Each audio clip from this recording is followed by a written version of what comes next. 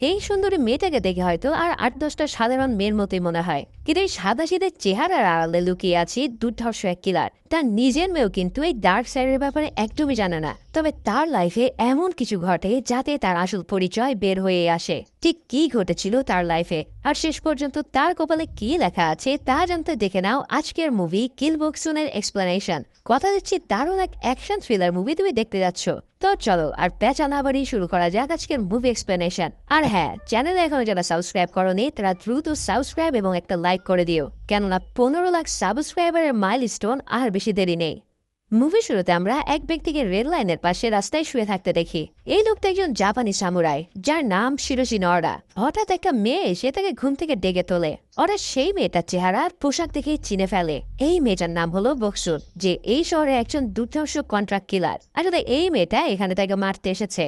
তখন অডা অবাক হয়ে জিজ্ঞেস করে যে তুমি চাইলে তো আমাকে ঘুমন্ত অবস্থায় মেরে ফেলতে পারতে, কিন্তু তুমি আমাকে জাগিয়ে তুললে কেন? তখন বক্সুন বলে তার মেয়ে তাকে শিখিয়েছে এই নিষ্ঠুর পৃথিবীতে মানুষের সাথে ফেয়ার হওয়া উচিত, তাই সে তাকে ফেয়ার ফাইট করার একটা চান্স দিতে চায়। এরপর বক্সুন তার দিকে একটা সামুরাই তরোয়াল ছুড়ে দিয়ে নিজে হাতে একটা কুড়াল তুলে দেয়। তারপর তাদের মধ্যে শুরু হয় এক ভয়ানক সোর্ড ফাইট। এই তীব্র ফাইটে কেউ কারোর চেয়ে কম যায় না, তবে একজন দুর্ধর্ষ সামুরাই হওয়ার দরুন ওরা তাকে একটু পরে কাবু করে ফেলে। তখন বক্সুন মনে মনে ভাবে যে এই লোকটাকে ফাইটে হারানো সম্ভব হবে না, তাই সে অস্ত্র পরিবর্তন করার জন্য তার কাছে সময় চায়। তখন ওরা তাকে সময় দিলে সে দূরে রাখা নিজের ভ্যানিটিতে যায়। এরপর পরই সে হাতে পিস্তল তুলে নিয়ে তার বুক বরাবর গুলি করে মেরে ফেলে। মানে ফেয়ার ফাইটকে বুড়ো আঙ্গুল দেখিয়ে সে একজন কিলারের মতো তাকে শেষ করে ফেললো। তারপর সুপার মার্কেট থেকে কিছু শপিং করে সে তার ঘরে ফিরে আসে। এবার ঘরে এসেই তার মেয়ের জামার ভিতর থেকে সে সিগারেটের প্যাকেট খুঁজে পায়। তখন তার একটা অতীতের স্মৃতি মনে পড়ে যায়। অনেক অনেক বছর আগে তার বাবা এভাবে তার সিগারেট খাওয়ার কথা জেনে গিয়েছিল। তখন শাস্তি স্বরূপ তার বাবা তাকে সিগারেট চিবিয়ে খেতে বলেছিল। অর্থাৎ ছোটবেলা থেকে সে একটা নির্দয় পরিবেশের মধ্যে দিয়ে বড় হয়েছে, ফলে বড় হওয়ার পরে তার মনে আর কোনো দয়ামায়া কাজ করে না। ঠিক এই কারণেই মানুষ মারতে তার হাত একটু কাঁপে না। তবে যে ইয়াং নামের তার মেয়ে কিন্তু জানে না যে তার মা একজন পাক্কা কিলার। সে সিগারেট খাওয়ার জন্য তাকে সরি বলে দেয়। পরের দিন বক্সুন তার মেয়ের স্কুলে একটা প্যারেন্টস মিটিং অ্যাটেন্ড করে। সেখানে সবাই তাকে জিজ্ঞেস করে যে সে আসলে ঠিক কি করে। জবাবে বক্সুন জানায় সে একজন ইভেন্ট প্ল্যানার, কিন্তু ঠিক কোন ধরনের ইভেন্ট সে প্ল্যান করে তা তো তোমরা শুরুতেই দেখেছ। এই মিটিং শেষে মেয়েকে বাড়িতে পৌঁছে দিয়ে সে একটা বাড়ি ড্রিঙ্কস করতে যায়। সেখানে তার মতন আরো অনেক কিলার উপস্থিত ছিল। তারা প্রত্যেকেই তাকে নিয়ে আলাপ করছিল, কারণ গতকাল সে খুনটা করেছে তা এখন দেশের ব্রেকিং নিউজ। সবাই তার সাকসেস আর পেমেন্টের পরিমাণ দেখে বেশ জেলাস। সে যেই কোম্পানিতে কাজ করে তার মালিকের নাম এমকে, যে তাকে খুব পছন্দ করে, কারণ বক্সুন এমন ভাবে খুনগুলো করে যে পুলিশ কখনোই কোনো ক্লু উদ্ধার করতে পারে না। এই কিলাররা ওই কোম্পানিতে তার মতো একজন কন্ট্রাক্ট কিলার হিসেবে কাজ করে। কোম্পানির বস এমকে তাদের জন্য কিছু রুলস নির্ধারণ করে দিয়েছে। তার নামে এই কোম্পানিটার নাম হচ্ছে এমকে। এই কোম্পানিতে তার সেট করা 3টা রুলস রয়েছে। এর মধ্যে প্রথমটা হলো তারা কোনো আন্ডার এজ টিনেজারকে খুন করতে পারবে না। এছাড়াও কেবল কোম্পানিদের দেওয়া কন্ট্রাক্টে তাদেরকে কাজ করতে হবে। এই রুলস গুলো শুরুতে সবাই মেনে নিলেও পরে কিছু কিলার কিছুটা বিরক্ত হতে শুরু করে। তারা মনে করতে থাকে যে এমকে সব সময় তাদেরকে এরকম ডোমিনেট করার জন্য এই রুলস গুলো বানিয়েছে। আর এইটা নিয়েই তারা সে বারে বসে আলাপ করছিল।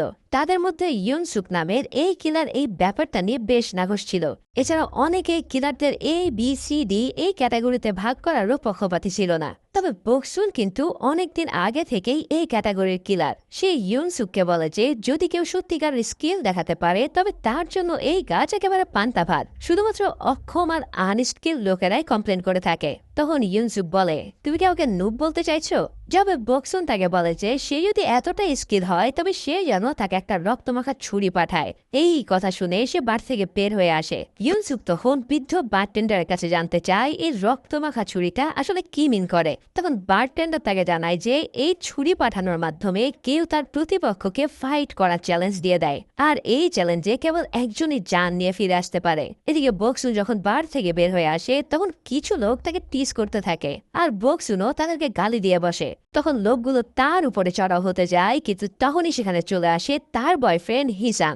এরপর সে তাদেরকে একাই মেরে ছাতু বানিয়ে দেয়। হিসাং এই কোম্পানির আরেকজন কিলার। তার আর বক্সনের মধ্যে খুব রোমান্টিক একটা সম্পর্ক রয়েছে। সে চায় যে বক্সন এই কোম্পানি ছেড়ে দিয়ে নিজেরই একটা কিলার কোম্পানি খুলুক, কারণ এম কে অধীনে কাজ করতে করতে তার আর ভালোই লাগছে না। সে চাইলে তাদেরকে যে কোনো মুহূর্তে শেষও করে দিতে পারে। তবে বক্সুন এম কে অনেক রেসপেক্ট করে, কারণ তার জন্যই সে আজকে এই পজিশনে আসতে পেরেছে। কিন্তু কিছুদিনের মধ্যে তার কন্ট্রাক্ট কিন্তু শেষ হতে চলেছে। তখন হয়তো সে এই কোম্পানি ছাড়ার কথা ভাববে, এমনটা সে জানিয়ে হিসাং এর কাছ থেকে বিদায় নেয়। এরপর আমরা জে ইয়াংকে তার স্কুলের একটা মেয়ের সাথে দেখতে পাই, আর এই মেয়েটাকে জে ইয়াং ভালোবাসে। তার মানে তো বুঝতেই পারছো যে জে ইয়াং আসলে একজন সমকামী। তবে তাদের এই নিষিদ্ধ রিলেশন তারা সবার কাছ থেকে লুকিয়ে রেখেছিল। যাই হোক, তারা যখন ক্যাম্পাসে বসে সিগারেট খাচ্ছিল তখন হুট করেই সেখানে 3টা ছেলে উপস্থিত হয়। এই ছেলেগুলো জে ইয়াং এবং তার বান্ধবীকে নিয়ে মজা করতে শুরু করে। তখন জে ইয়াং এর বান্ধবী সেখান থেকে চলে যেতে চাইলে চৌল নামের এই ছেলেটা তার হাত ধরে আটকায়, কিন্তু জে তাকে পাত্তা না দিয়ে আচ্ছা মতো অপমান করে চলে আসে। এই অপমান দেখে চৌলের বন্ধুরা তাকে খেপাতে শুরু করে। এবার একটা মেয়ের কাছ থেকে এমন অপমানিত হওয়ার কারণে সে তার উপরে প্রচন্ড রাগে ফুঁসতে থাকে। এরপর দেখা যায় জে ইয়াং তার মায়ের সাথে বসে ব্রেকফাস্ট করছে, কিন্তু সেই সময় তার ফোনে তার বান্ধবীর কাছ থেকে বারবার SMS আসতে থাকে। এই ব্যাপারটা বক্সুন যখন খেয়াল করে তখন সে তাকে জিজ্ঞেস করে যে তুমি কি কোনো ছেলের সাথে প্রেম করছো। যবে জে ইয়াং জানায় তার বান্ধবী আসলে তাকে আগামীকালের স্পিচের ব্যাপারে মেসেজ দিচ্ছে। স্কুলের এক সেমিনারে তাকে একটা পাজল সলভ করতে হবে। এই পাজলটির কাহিনীতে ঘটে যাওয়া খুনগুলোর পিছনে থাকা কিলারকে সে বেছে নেবে। এই ক্যারেক্টারগুলোর মধ্যে কেবল একটা মেয়ে ক্যারেক্টারই ছিল।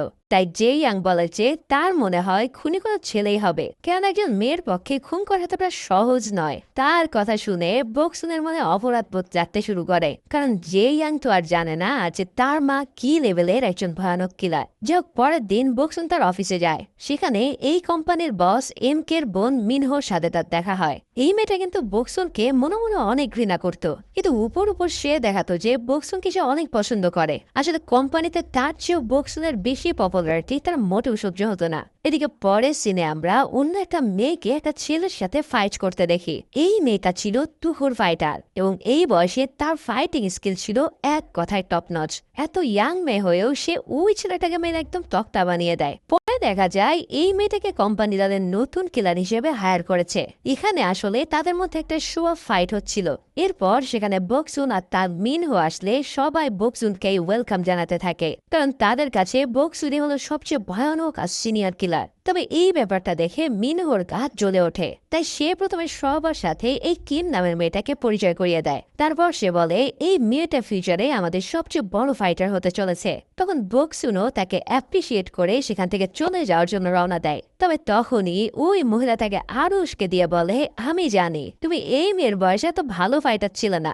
এই কথাটা শুনে বক্সুন রীতিমতো থমকে যায়। মিনহো তার ইগোতে আঘাত করে তাকে এক প্রকার চ্যালেঞ্জ ছুড়ে বসেছে। এখন বক্সুনের সাথে এই মেয়েটার তুলনা তো তার জন্য এক প্রকার অপমানই। তাই সে যে এই বয়সে সবার চেয়ে এখনো বেটার তা প্রমাণ করতে মেয়েটাকে ফাইটের চ্যালেঞ্জ জানায়। আর সেই সাথে সাথে কিম এই চ্যালেঞ্জ অ্যাকসেপ্ট করে নিলে তাদের মধ্যে শুরু হয় এক তুমুল ফাইটিং। কিম প্রথমে বক্সুনকে ফিজিক্যাল ফাইটে নানাভাবে পরাস্ত করতে থাকে, কিন্তু তার সব আঘাতই সে একদম হেসে খেলে উড়িয়ে দেয়। এরপর তাদের মধ্যে শুরু হয় নাইফ ফাইট, যদিও এখানে তারা কাঠের নাইফ ইউজ করে। বক্সুন এই ফাইটটাতেও তার স্কিল আর এক্সপেরিমেন্ট দেখায়, আর শেষ পর্যন্ত ফেক নাইফটি কিমের গলা বরাবর চালিয়ে দিয়ে সে প্রমাণ করে রিয়েল ফাইটে তার ধারে কাছেও কেউ নেই। তখন সবাই বুঝে যায় এই বয়সে বক্সুনকে চ্যালেঞ্জ জানানোর মতন মুরুদ কারোরই নেই। আসলে মিনহো তাকে সবার সামনে অপমান করতে চেয়েছিল, কিন্তু তার সব চেষ্টা এবারও মাঠে মারা গেল।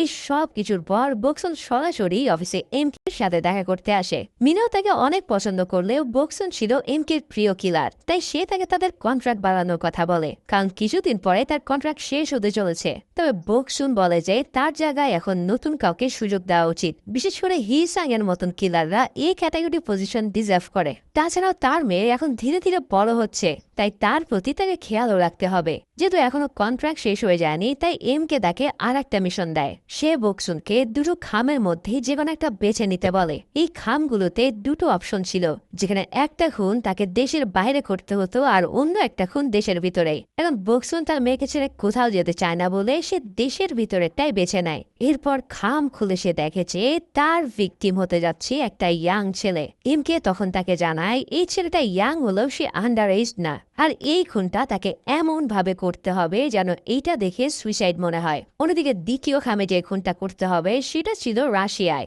রাশিয়া একটা বারে কিছু মাফিয়া গ্যাংস্টারকে খতম করে আসতে হবে। এখন কোম্পানির সব টপ কিলাররা ছুটিতে থাকায় এমকে নিজেই এই মিশনের দায়িত্ব নেয়। এই সব কিছু জেনে নেওয়ার পর বক্সুনের কাছে হঠাৎ তার মেয়ের স্কুল থেকে একটা ফোন আসে। ফোনের ওপাশ থেকে তাকে যা বলা হয় তা শুনে সে রীতিমতো তবদা খেয়ে যায়, কারণ তার মেয়ে স্কুলে একটা ছেলেকে কাঁচি দিয়ে স্ট্যাপ করে দিয়েছে। তবে এই কথা শুনে এমকে হেসে বলে, তাহলে তোমার মতো হতে যাচ্ছে তাই না? কিন্তু বক্সুন তার দিকে তীক্ষ্ণ দৃষ্টিতে তাকিয়ে তাকে সাবধান করে দেয় আর বলে সে যেন এই কথা আর কখনো না বলে, কারণ মেয়েকে নিয়ে বক্সুন খুবই সেন্সিটিভ ছিল। সে তৎক্ষণাৎ তার স্কুলে গিয়ে দেখে যে ইয়াং আসলে সেই চৌ ইউল ছেলেটাকে স্ট্যাপ করেছে। সেখানে ওই ছেলেটার মা উপস্থিত ছিল আর ছেলের অবস্থা দেখে সে ঘুমাগত চাঁদাচ্ছিল। তবে এই ঘটনার পর জে ইয়াং কিংবা চৌ ইউল কেউই পিছনে কারো মুখ খোলে না। তখন জে ইয়াংকে 1 সপ্তাহের জন্য সাসপেন্ড করে দিয়ে সবকিছু ক্লিয়ারলি জানাতে বলা হয়, তা না হলে 1 সপ্তাহ পর তাকে স্কুল থেকে বের করে দেওয়া হবে। এখন মেয়েকে স্কুল থেকে ফিরিয়ে আনার সময় বক্সুন তাকে বারবার জিজ্ঞেস করে যে সে কেন এমনটা করেছে, এই ছেলেটা তো আরেকটু না মারাই যেত। তখন জে ইয়াং তাকে বলে যে সে আসলে ছেলেটাকে মেরেই ফেলতে চেয়েছিল। মেয়ের মধ্যে হঠাৎ এমন উগ্রতা দেখে বক্সুন বেশ চিন্তিত হয়ে ওঠে, কারণ এই বয়সে সে নিজেও এমন উগ্র ছিল যা তাকে পরবর্তীতে একজন রুথলেস কিলার বানিয়েছে। নিজের প্রথম খুনটা সে মাত্র 17 বছর বয়সে করেছিল। জে ইয়াংকে বাড়িতে পৌঁছে দিয়ে সে হিসাং এর সাথে এই ব্যাপারে অনেকক্ষণ আলাপ করে। তখন হিসাং তাকে বলে যে জে ইয়াং এর জীবনে হয়তো একজন বাবার অভাব রয়েছে। এদিকে এমকে সাথে অন্যান্য কোম্পানির কিছু বস এবং একজন এক্স মিলিটারি অফিসার দেখা করতে আসে। বেশ কিছুদিন ধরে শহরে এমন কিছু খুন হচ্ছিল যার কন্ট্রাক্ট কোনো কোম্পানি থেকে দেওয়া হয়নি, এমনকি এমকেও এই ব্যাপারে কিছুই জানে না। তাই সবাই ভাবছিল এই খুনগুলো হয়তো কোনো এমপ্লয়ি কোম্পানির রুলস এর বাইরে গিয়ে করছে। তবে এমকে কথা দেয় যে যদি তার কোম্পানির কেউ এই কাজ করে থাকে তবে তাকে সে সর্বোচ্চ শাস্তি দেবে। এরপর মিটিং শেষে এমকে তার বোনের সাথে ফিরে আসে। সে তখনও বক্সুনের কন্ট্রাক্ট রিনিউ না করা নিয়ে বেশ চিন্তিত ছিল। এরপর সে সোজা এয়ারপোর্টে চলে যায়, কারণ তাকে এখন সেই মিশনটা পূরণ করতে রাশিয়ায় যেতে হবে। সেখান থেকে সে বক্সুনকে ফোন করে তার মেয়ের ব্যাপারে জানতে চায়। তখন বক্সুন তাকে জানায় যে সে অনেকবার জেয়াংকে জিজ্ঞেস করেছিল আসলে কি ঘটেছে, কিন্তু তার মেয়ে তাকে কিছু বলতে চাইছে না। তবে তার মুখ দেখে বোঝা যাচ্ছে যে তার সাথে নিশ্চয়ই কোনো খারাপ কিছু ঘটেছিল। তো এই ফোন কলটা শেষে এমকে রাশিয়ার উদ্দেশ্যে রওনা দেয়, আর বক্সুনও তার মিশন পূরণের জন্য প্রস্তুতি নিতে থাকে। সব প্রস্তুতি শেষে সে তার মিশন অনুযায়ী ওই ছেলেটাকে খুন করতে যায়। তার সাথে ছিল সেই নতুন কিলার কিম। এবার কিম ছেলেটার হাতে শিরা কাটতে গেলে বক্সুন খেয়াল করে যে ছেলেটা বাহাতি। তখন সে নিজে তার হাতে কাট দিতে যায়, কিন্তু হঠাৎ সেই রুমের দিকে থাকা একটা ছবির দিকে চোখ গেলে সে চমকে ওঠে। এই ছেলেটি সেই সিনেটরের ছেলে, যার বিরুদ্ধে ঘুষ দিয়ে ছেলেকে নামি দামি স্কুলে ভর্তি করার অভিযোগ উঠেছিল। সেই সিনেটর এখন প্রেসিডেন্টের ইলেকশনের জন্য লড়তে যাচ্ছে। এরপর বক্সুন হঠাৎ তার সঙ্গে আনা সুইসাইড নোটটা পড়ে দেখে। তখন সে বুঝতে পারে যে ওই সিনেটরই আসলে তার ছেলেকে হত্যা করতে চায়। আসলে তার মৃত্যুতে পাবলিক সিম্পেথি আদায় করে সে ইলেকশন জিততে চায়। তখন বক্সুনের নিষ্পাপ ছেলেটাকে খুন না করার সিদ্ধান্ত নেয়। ঠিক তখনই তার পকেটে ফোন বেজে উঠলে সে ফোন রিসিভ করে। উপাস থেকে জে ইয়াং তাকে আজকে দুর্ব্যবহারের জন্য সরি বলে। সে জানায় যে সে তার ঘরে ফিরে আসার জন্য অপেক্ষা করছে, কারণ আজ সে তাকে কিছু একটা বলতে চায়। তখন বক্সুন তাকে ডিনার সেরে নিয়ে অপেক্ষা করতে বলে। এদিকে এমকে নিজেও তখন রাশিয়ান বারে বসে ড্রিঙ্কস করছিল। এই বারে থাকা রাশিয়ান মাফিয়াদের সে একটু পর নিজ হাতেই খুন করবে, কিন্তু তখন হঠাৎ বক্সুন তাকে ফোন করে জানায় যে সে নিজের মিশন ফেল করেছে। এই কথা শুনে এমকে যেন নিজের কানকে বিশ্বাস করতে পারে না। সে বক্সুনকে বলে, আমি জানি এই মিশনটা তুমি ফেল করনি, এবং তুমি সেই ছেলেটাকে ছেড়ে দিয়েছ কারণ তার বাবাই তাকে হত্যা করতে চেয়েছিল। তবে বক্সুনের কথায় কিমও তাকে বলে যে সে আসলে ছেলেটাকে গ্যাস দিয়ে ঠিকঠাক মতো অজ্ঞান করতে পারেনি, ফলে মাঝপথে ছেলেটা জেগে ওঠায় তাদের মিশন ফেল হয়ে যায়। এদিকে রাশিয়ান মাফিয়ারা বারে চলে আসলে এমকে তার ফোন চালু রেখে ফাইট শুরু করে। এই অবস্থাতে সে পিস্তল আর ছুরি দিয়ে একের পর এক মাফিয়াদের উপরে পাঠাতে থাকে। তার ফাইটিং স্টাইল দেখে বোঝা যায় যে সে নিজেও বক্সুনের মতন এক দুর্ধর্ষ কিলার। ফোন লাউড স্পিকারে থাকায় বক্সুরও তখন তার সাথে কথা বলতে থাকে। এবার সে শর্ত দেয় যে তার ফেল করা মিশন আর কেউই পূরণ করতে পারবে না, অর্থাৎ ছেলেটাকে আর কেউই খুন করতে যাবে না। যদি এমকে এমনটা মেনে নেয় তবে সে নিজের কন্ট্রাক্ট রিনিউ করতে প্রস্তুত। এই ফাঁকে রাশিয়ান মাফিয়া একযোগে এমকের উপরে হামলা করলে সে একপাশে ছিটকে পড়ে। তারপর সে আবারও উঠে দাঁড়িয়ে মারাত্মক স্টাইলে বাকি মাফিয়াদের শেষ করতে থাকে। আর এই সময় সে বক্সুনকে বলে, ঠিক আছে, আমি তোমার সব সত্য মেনে নেব, তবে তুমি ঠিক কতদিন আমার হয়ে কাজ করবে সেটা এবার কেবল আমি ঠিক করব। বক্সুন তখন তার শর্ত মেনে নিয়ে বাড়ি ফিরে আসে। এদিকে এমকে তার বোন মিনহোকে ফোন করে বক্সুনের এই ফেইলরের ব্যাপারটা জানিয়ে দেয়। তখন সেও জোর দিয়ে বলে যে বক্সুন ইচ্ছে করে ছেলেটাকে হত্যা করেনি, কিন্তু এরপরেও এমকে তাকে কোম্পানিতে রেখে দিচ্ছে, সেটা দেখে তার ভীষণ রাগ হয়। তবে এর পিছনে একটা ইন্টারেস্টিং কাহিনী আছে যা কেউই জানে না। বক্সুনের বাবা ছিল একজন পুলিশ অফিসার। অনেক বছর আগে এমকে যখন সাধারণ কিলার ছিল তখন বক্সুনের বাবাকে মারার মিশনে তাকে দেওয়া হয়েছিল। এমকে যখন তাকে খুন করতে যায় ঠিক সেই মুহূর্তে বক্সুনও সেখানে চলে আসে। তখন এমকে তাকেও মারতে যায়, কারণ সে কোনো উইটনেস রাখতে চায়নি। কিন্তু বক্সুনের বয়স 18 বছরের নিচে হওয়ায় সে তাকে মারতে পারে না। তবে তাকে অবাক করে দিয়ে বক্সুন নিজেই তার বাবাকে মেরে ফেলে, কারণ ছোট থেকেই তার বাবা তার উপরে অনেক নির্যাতন করত। বাবার প্রতি ভীষণ ঘৃণা থেকেই বক্সুন নিজে তাকে শেষ করে ফেলে। আর এই সময় তার বয়স ছিল মাত্র 17 বছর, অর্থাৎ এইটাই তার নিজ হাতে করা প্রথম খুন, যার কথা সে হিসাংকে বলছিল। এত ছোট বয়সে বক্সুনের এমন নার্ভ দেখে এমকে তাকে নিজের সাথে করে নিয়ে আসে। এরপর সব ধরনের ট্রেনিং শেষে বক্সুন হয়েছে তার মতোই একজন দুর্ধর্ষ কিলার। আর এমকে যখন নিজের কোম্পানি খোলে তখন সে বক্সুনকে একজন টপ কিলারের পজিশন দেয়। কাজে তাদের দুজনের সম্পর্ক অনেক পুরাতন বিধায় এমকে চাইলেও তাকে ফায়ার করতে পারবে না। এদিকে বক্সুন তার বাড়িতে গেলে জেয়াং এবার তাকে সব খুলে বলে। সে জানায় যে চোয়ুল নামের ছেলেটা গোপনে তার অন্তরঙ্গ মুহূর্তে ছবি তুলে নিয়েছিল।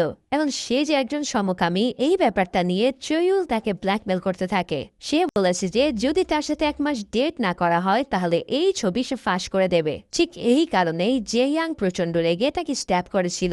এই সব কথা শুনে বক্সুনও ভীষণ দ্বিধায় পড়ে যায়, কারণ তার মেয়ে যে এমন হবে সেটা সে কল্পনা করতে পারেনি। এদিকে তাদের কথার মাঝে কি মেশে হঠাৎ দরজায় কড়া নাড়ে। তখন বক্সুন বাইরে এসে তাকে বলে যে তুমি কি মরতে চাও, এখানে কেন এসেছো? তখন কিম জানায় যে তাকে কোম্পানি থেকে ফায়ার করা হয়েছে, অথচ সে কেবল বক্সুনের কথা মতোই হাতে হা মিলিয়েছিল।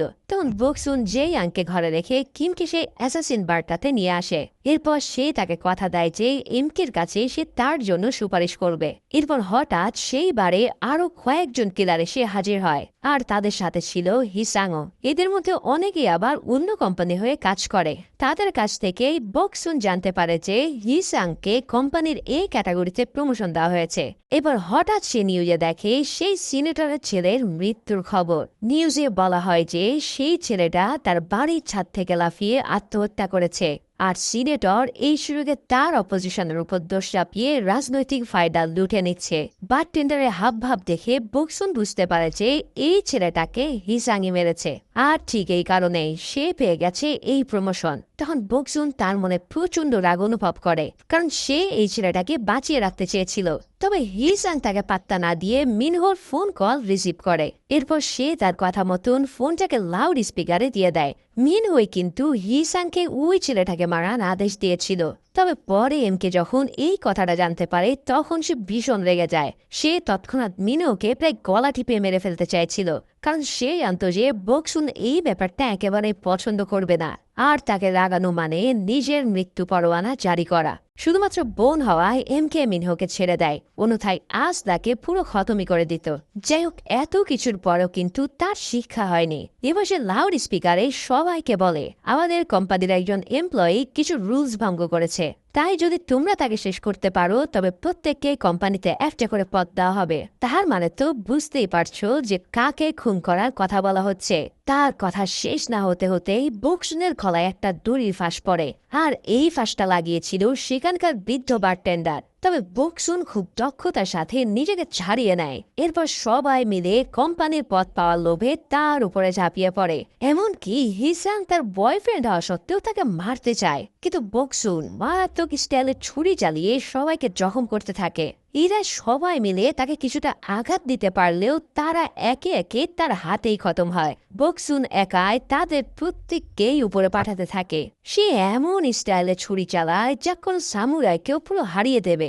শেষ পর্যন্ত বাকি থাকে হিসাং, কিম এবং আর দুজন কিলার। এদের মধ্যে একমাত্র কিমই কিন্তু বকসুনের উপরে অ্যাটাক করেনি। এবার সে তার সাথে যোগ দিয়ে অন্যদের উপরে চাপিয়ে পড়ে। তারপর তারা দুজনে মিলে হিসাং ছাড়া বাকি দুজনকে শেষ করে দেয়। সো ফাইনালি হিসাং তার সর্বশক্তি দিয়ে তার উপরে হামলা করে বসে, কিন্তু কোনোভাবে সে বকসুনের কিছুই করতে পারে না। উল্টো বকসুন তার হাতে পায়ে এমন ভাবে ছুরি চালায় যাতে তার তীব্র রক্তক্ষরণ হয়ে যায়। তখন হিসাং বুঝতে পারে যে তার সময় ফুরিয়ে এসেছে। তাই সে বকসুনের উপর হামলা না করে তাকে বলে, আমি সত্যিই তোমাকে পছন্দ করতাম, কিন্তু কোম্পানির কন্ট্রাক্টের বাইরে গিয়ে আমি কিছু খুন করেছিলাম যা মিনহো ধরে ফেলেছিল।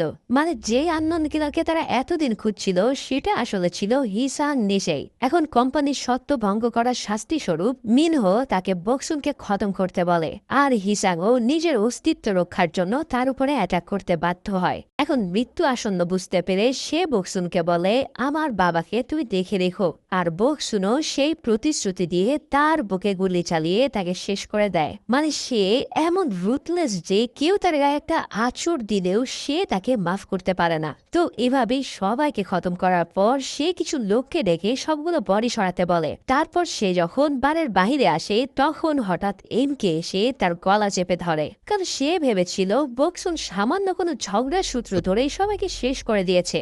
এই সময় যে ইয়াংও বকসুনকে ফোন করেছিল, কিন্তু কল চালু থাকা অবস্থায় এমকে সেই ফোনটা পা দিয়ে পিষে দেয়। তখন কিম এসে তাকে জানায় যে মিনহোর কথায় সবাই বকসুনের উপরে ঝাঁপিয়ে পড়েছিল, তাই নিজেকে বাঁচাতে এই কিলারদের শেষ করা ছাড়া আর কোনো উপায় তার হাতে ছিল না। তখন এমকে কিছুটা শান্ত হয়ে তাকে ছেড়ে দেয়। এরপর বকসুন তাকে বলে, তোমার বোনের সাথে শীঘ্রই আমার মোলাকাত হবে। কিন্তু এমকে তাকে সাফ জানিয়ে দেয় যে সে মিনহোকে কিছুই করতে পারবে না। তাছাড়া অন্য কোম্পানিগুলোতে তাদের কিলারদের মৃত্যুর জন্য বকসুনকে মারতে চাইবে। তাই যদি সে ভালোভাবে বাঁচতে চায় তাহলে তার উচিত মিনহোর কাছে গিয়ে কন্ট্রাক্ট পেপারে সাইন করা। এমকের এই কথাগুলো শুনে বকসুন বলে সে তো সবার কাছে ব্যাপারটা এক্সপ্লেইন করতে পারবে, কিন্তু মিনহোকে এমকে কিভাবে তার হাত থেকে বাঁচাবে। তখন এমকে বলে, যদি বকসুন মিনহোকে মারতে আসে তবে তাকে এখানেই মেরে ফেলা উচিত। আর এই কথাটা বলার পরেই তাদের দুজনের মধ্যে এক ফাইট শুরু হয়। বকসুন ইতিমধ্যে প্রচন্ড ইনজুর্ড ছিল, আর তার উপর এমকের মতন একজন টপ ফাইটার, তাই তারা কেউ একে অপরকে কাবু করতে পারে না। তবে হঠাৎ করেই তারা আবার এই ফাইট থামিয়ে দেয়। তারপর বকসুন তার বাড়ির উদ্দেশ্যে রওনা হয়। বাড়িতে পৌঁছে সে দেখে জেইয়াং তার জন্য খুব চিন্তিত ছিল। তার উপর সে আগে থেকেই অনেক স্যাড হয়ে আছে, কারণ তার সাথে তার বান্ধবীর রিলেশন ভেঙে গেছে। তখন বকসুন তাকে বলে যে এখন থেকে তুমি যেমন ঠিক তেমনটাই থাকবে, কারো কাছে তোমাকে কিছু লুকাতে হবে না, কারণ তুমি তো কোনো দোষ করনি। তার কথাগুলো শুনে জেইয়াং কিছুটা শান্ত হয়। এরপর সে হঠাৎ তাকে জিজ্ঞেস করে যে মা, তুমি কি সিআইএর হয়ে কাজ করো? কারণ আমি একদিন তোমার ব্যাগে একটা পিস্তল আর একটা ফেক পাসপোর্ট দেখেছি। এই কথা শুনে বকসুনের হার্টবিট যেন থেমে যায়। তবে সে শান্তভাবে বলে যে আমি তোমাকে এই ব্যাপারে তেমন কিছু বলতে পারবো না। আর জেইয়াং তখন ভাবে যে বকসুন হয়তো আসলে সিআইএর হয়ে কাজ করে, কিন্তু বকসুন নিজে তার মেয়ের কাছে ধরা পড়ায় ভীষণ ভেঙে পড়েছিল। এদিকে অন্যান্য সব কোম্পানির বসেরা মিলে একটা মিটিং ডেকে বসে। এই মিটিং এ তারা এমকে কে বাড়ির সেই খুনের ব্যাপারে কড়াভাবে প্রশ্ন করে। তারা ভাবতে থাকে যে এমকে হয়তো ষড়যন্ত্র করে বকসুনকে দিয়ে এই কাজ করিয়েছে। তবে এমকে কিন্তু আগেই একটা প্ল্যান সাজিয়ে রেখেছিল। সে তাদেরকে বলে যে হিসাং তার কোম্পানির কন্ট্রাক্টের বাইরে কিছু খুন করে রুলস ভঙ্গ করে, আর তখন এমকে বকসুনকে পাঠায় তাকে শাস্তি দেওয়ার জন্য। তবে হিসাং এর বন্ধুরা তাকে বাঁচাতে বকসুনকে অ্যাটাক করে বসে। মানে ওই লোকগুলো নাকি হিসাংয়ের বন্ধু ছিল, আর এই কারণে তারা প্রত্যেকে বকসুনের হাতে খতম হয়। তখন অন্য কোম্পানির বসেরা জিজ্ঞেস করে যে তাহলে সেই মেয়েটা কোথায় যে এই সব কিছু দেখেছে। মানে তারা কিমকে উইটনেস হিসেবে হাজির করতে চেয়েছিল। তবে সেই রাতেই বকসুন চলে যাওয়ার পর এমকে তাকে মেরে ফেলে, কারণ সে জেনে গিয়েছিল যে এই সব কিছুর পিছনে এমকের বোনের হাত রয়েছে। তখন এমকে জানায় যে সেই রাতের পর থেকে তাকে আর খুঁজে পাওয়া যাচ্ছে না। এই কথা শুনে সেই বসরা তার উপরে আরো ক্ষিপ্ত হয়ে হয়ে ওঠে। তারা বলতে থাকে যে এমকে নিজের রুলস ভেঙে উল্টাপাল্টা গল্প বানাচ্ছে। তখন সে হঠাৎ একজনের উপরে অ্যাটাক করে বসে, কারণ এই লোকটা এতক্ষণ তাকে খেপাচ্ছিল। তাকে এমন হিংস্র অবস্থায় দেখে বাকিরা টু শব্দ পর্যন্ত করে না। এবার তারা তখনই সেখানে মিটিং শেষ করে চলে যায়। এদিকে বক্সুন তার কন্ট্রাক্ট পেপারে সাইন করার বদলে এমন কিছু করে বসে যা সবাইকে হতবাক করে দেয়। সে মিনহোর গলা কেটে রক্তমাখা ছুরিটা সেখানে রেখে আসে। তারপর সে অফিসের রিসিপশনিস্টকে বলে দেয় যে এমকের জন্য অপেক্ষা করবে। অর্থাৎ সে ক্লিয়ারলি পুরানো কায়দায় ফাইট টু ডেথে চ্যালেঞ্জ দিয়ে এসেছে।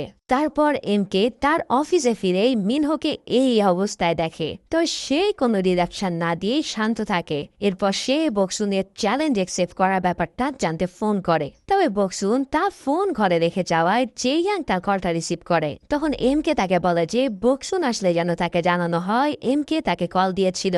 ডিনার শেষে রাতে ঘুমিয়ে পড়ে বক্সুন তার ফাইনাল ফাইটের জন্য রওনা দেয়। সে জানতো আজ হয়তো তার জীবন শেষ হতে পারে, কিন্তু তবুও সে শান্ত থেকে গাড়ি ড্রাইভ করে এমকের অফিসে পৌঁছায়। সেখানে আগে থেকেই এমকে তার জন্য ওয়েট করছিল।